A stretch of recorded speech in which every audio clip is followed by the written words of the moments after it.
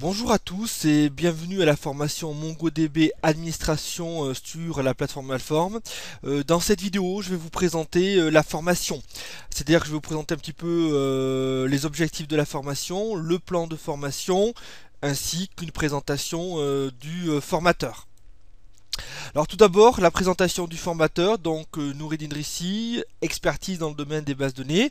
Donc je suis considéré comme un expert dans le domaine des bases de données. J'ai 15 années d'expérience sur tous les GBDR du marché, que ce soit MySQL, Oracle, SQL Server, PostgreSQL, DB2 ou MongoDB, et notamment Cassandra, sur lequel je suis en train de travailler. Donc essentiellement, mon expérience est issue de l'environnement bancaire, donc plus de 10 ans dans l'environnement bancaire. C'est ce qui m'a permis d'acquérir une réelle expertise sur l'ensemble des SGBDR que je vous ai présenté ici, parce que c'est un environnement qui est en général assez riche, avec une certaine complexité et qui permet d'acquérir une réelle expérience.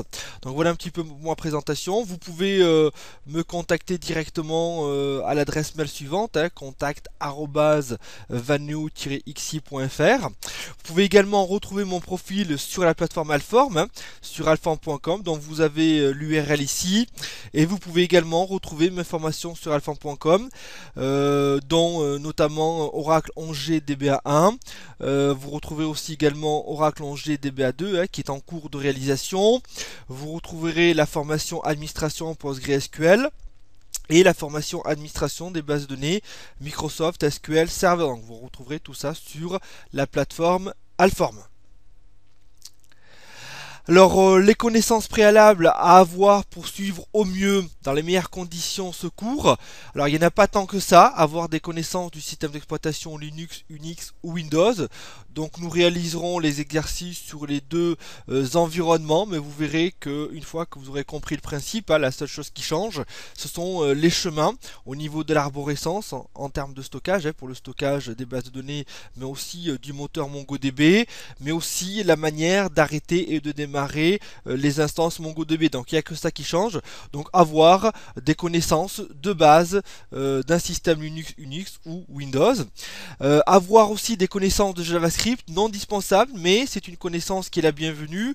Vous verrez que la meilleure, la méthode d'interrogation des données en environnement MongoDB, c'est le JavaScript. Donc si vous connaissez le JavaScript, eh bien c'est un plus, c'est intéressant parce que ça vous permettra de réaliser beaucoup plus de choses. Mais encore une fois, ce n'est pas indispensable pour suivre ce cours. Donc pour suivre ce cours, il faut avoir, on verra au fur et à mesure les commandes de base JavaScript à utiliser pour interroger ou pour interagir avec une instance MongoDB. Donc voilà les connaissances préalables, voilà les prérequis que vous devez avoir pour suivre cette formation. Alors à propos de ce cours, donc là, je tiens à vous présenter quand même les objectifs de la formation. Les voici. Tout d'abord, à travers cette formation, je vais vous essayer de vous faire comprendre le mouvement NoSQL. Pourquoi le mouvement NoSQL, quel est son objectif, pourquoi il est né, quels sont ses avantages et ses inconvénients. Et on essaiera de faire une analogie en termes de comparaison entre un système NoSQL tel que MongoDB et un système de gestion de base de données relationnelles tel que SQL Server ou Oracle. L'objectif de cette formation, ça va être aussi d'installer MongoDB. Donc je vais vous montrer comment réaliser l'installation du moteur MongoDB, que ce soit un environnement Linux ou Windows. L'objectif aussi est de comprendre l'architecture de MongoDB. Donc je vais vous expliquer quelle est cette architecture, comment elle s'articule au niveau de l'arborescence, au niveau des processus, au niveau du stockage. Donc voilà, donc je vais détailler l'ensemble des caractéristiques d'une architecture MongoDB. Je vais également vous montrer comment travailler avec les objets dans MongoDB. Donc on verra que les objets c'est l'équivalent des tables en SGBDR relationnel.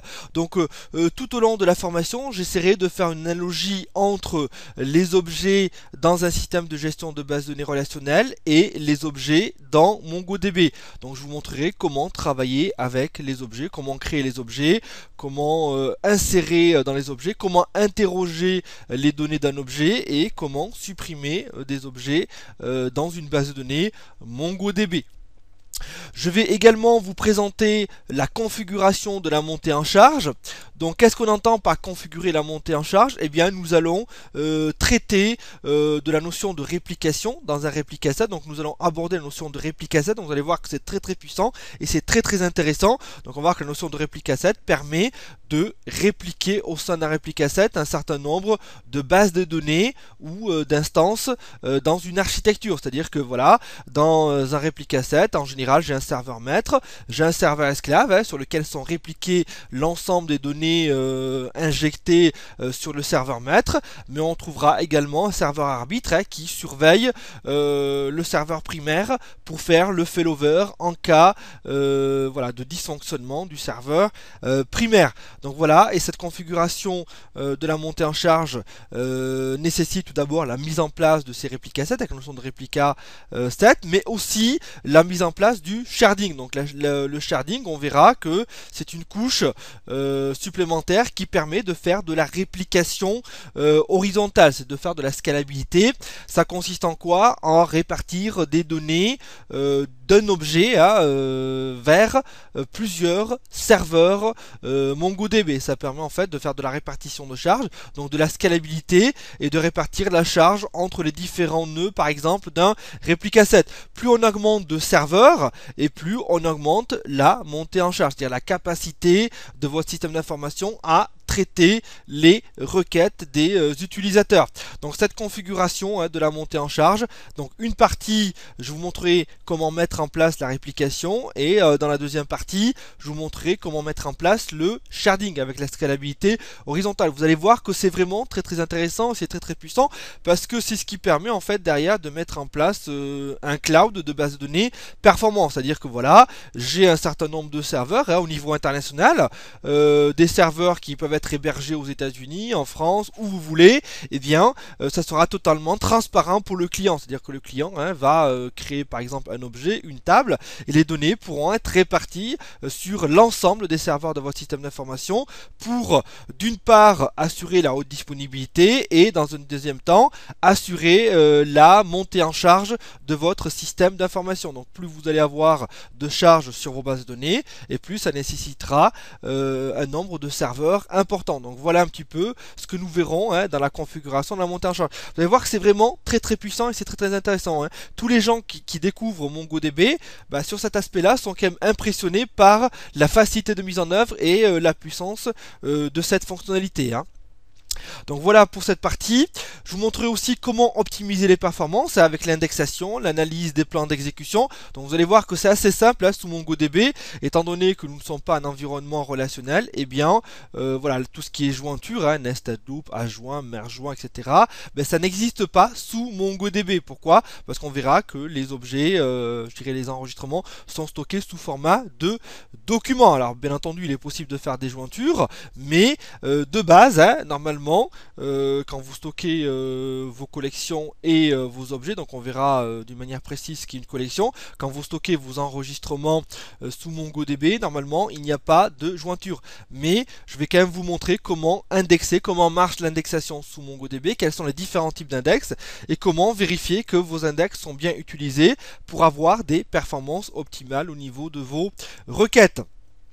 Alors, dernier objectif, c'est de vous montrer comment administrer MongoDB au quotidien avec la sauvegarde, restauration, les imports, les exports, la gestion de la sécurité, l'arborescence de MongoDB, les fichiers de configuration de MongoDB, etc. Donc voilà ce que nous verrons. Voilà les objectifs, vous avez vu, c'est quand même assez riche, c'est assez complet. Normalement, en sortant de ce cours, vous serez autonome sous MongoDB. Alors voici maintenant le plan du cours. Donc dans le module 1, je ferai une présentation du mouvement NoSQL. Alors pourquoi le NoSQL? À quoi il sert? Quels sont ses objectifs? Quels sont ses avantages et ses inconvénients? Nous comparerons le mouvement NoSQL au système de gestion de base de données relationnelle classique. Donc voilà, quel sera l'objectif du module 1. Dans le module 2, je ferai une présentation de MongoDB, de l'outil MongoDB, ses possibilités, ses fonctionnalités, ses avantages, ses inconvénients, la comparaison avec d'autres systèmes de gestion de base de données NoSQL. Dans le module 3, nous ferons une prise en main de MongoDB en utilisant le client Mongo, qui permet de se connecter à une ou plusieurs instances MongoDB. Donc nous allons travailler, nous familiariser avec ce client, l'équivalent de SQL Plus par exemple sous Oracle, ou de PSQL sous PostgreSQL. Donc c'est un outil qui va nous permettre en fait d'interagir avec une instance et des bases MongoDB.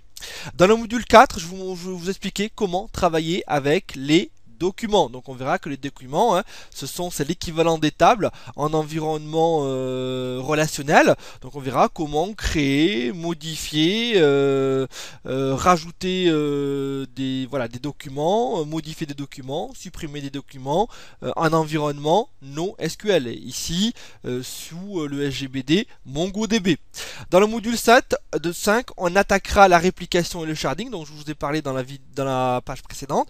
Donc la mise en place de la réplication avec la notion de réplica set et la notion de sharding qui permet de faire de la scalabilité horizontale. Donc nous allons mettre une réelle infra. Donc au total, on créera plus d'une dizaine d'instances MongoDB avec les réplica set, avec les instances de configuration, avec le Mongos qui est un routeur qui permet en fait d'orienter les requêtes vers les différents serveurs d'un réplica set, et le sharding avec la montée en charge, donc la répartition des données d'une table ou d'une collection vers un certain nombre de nœuds que nous aurons mis en place.